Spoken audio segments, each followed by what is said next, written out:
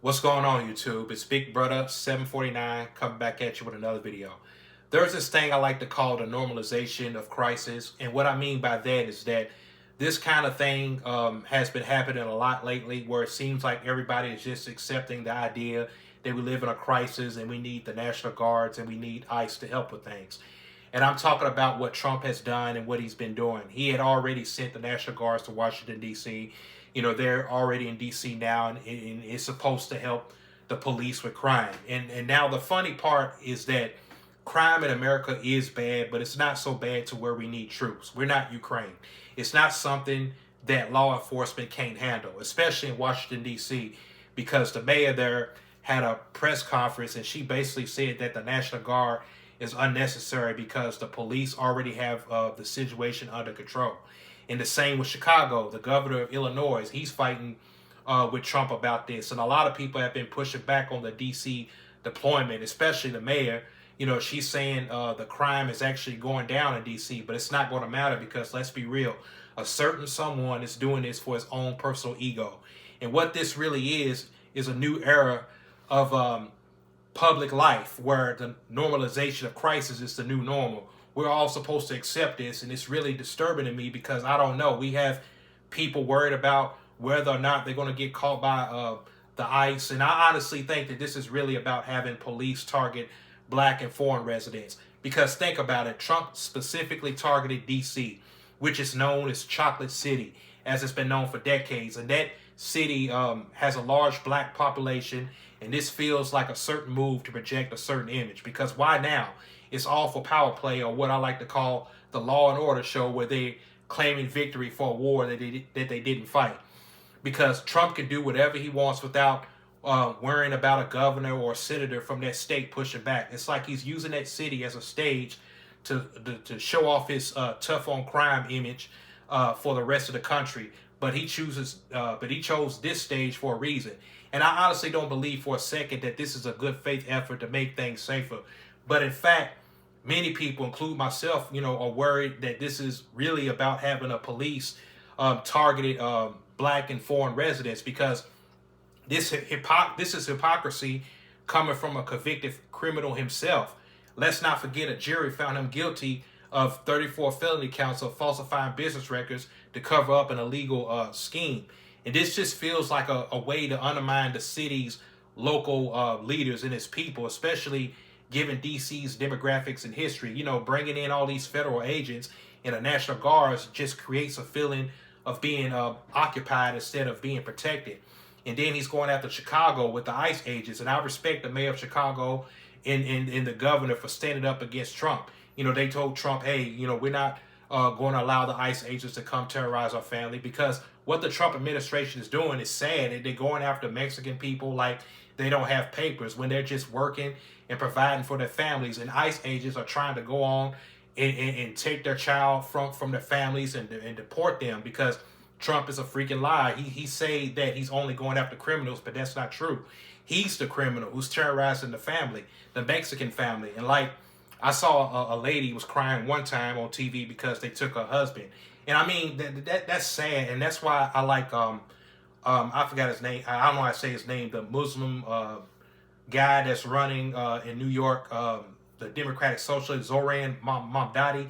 I like him because he said he ain't going to let that shit happen as far as allowing ICE agents in the state of New York. But see, Trump, been talking about fighting crime, but he ain't fighting crime. He's sending troops there trying to terrorize the city. But I heard Mayor Johnson in Chicago, and I don't know if this is true or not, but I heard that he passed an executive order. And the thing about mayors, they can pass an executive order just like the president. And he said that Chicago cops won't allow National Guards, the military, and won't allow the ICE agents in the state of Chicago. And now Trump is mad and he's pissed and he got his ego checked. And now he's saying he's going to take a revenge. He's going to do something crazy in Chicago because, also J.B. Pritzker, the governor, he's a billionaire. He's worth $4 billion, the governor is. But Trump don't need to send the National Guard to Chicago because it's no longer a charade.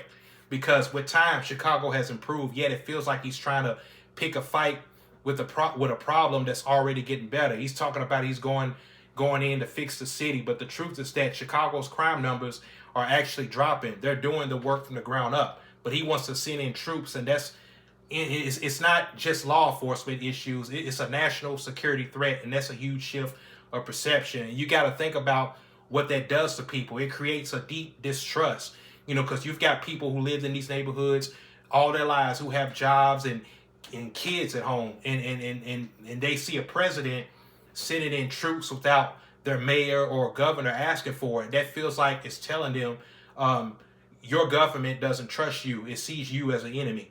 But this is even more dangerous with ICE. This is more than law and order in a traditional sense, and because this is like, ICE. This is like an agency that's designed to arrest and deport people, and now being used as a tool of political intimidation. Because for families, that presence of ICE roaming on their streets alongside federal law enforcement creates fear. It just blurs the line between a traditional law enforcement issue with a national security threat.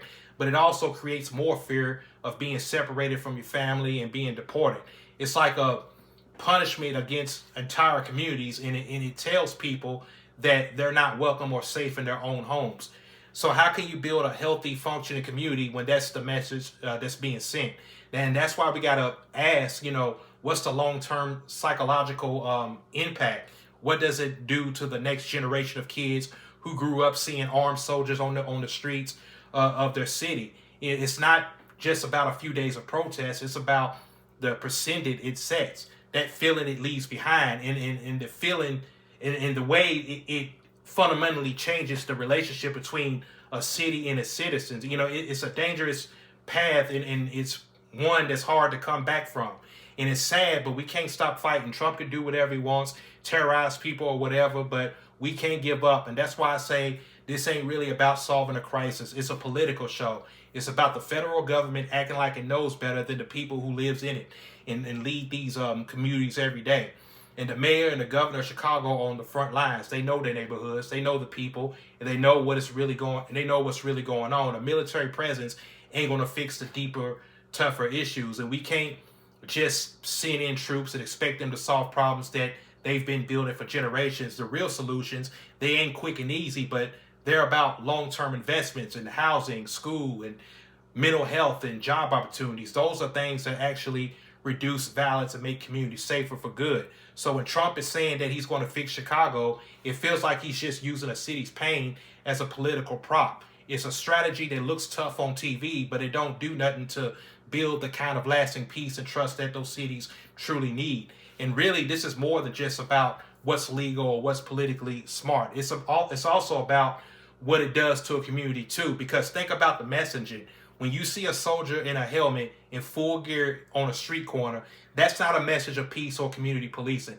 That's a message of war. It's about, as I stated earlier, the normalization of crisis. We've seen local police departments getting military-grade equipment for years, and that has its own set of problems. But this is different.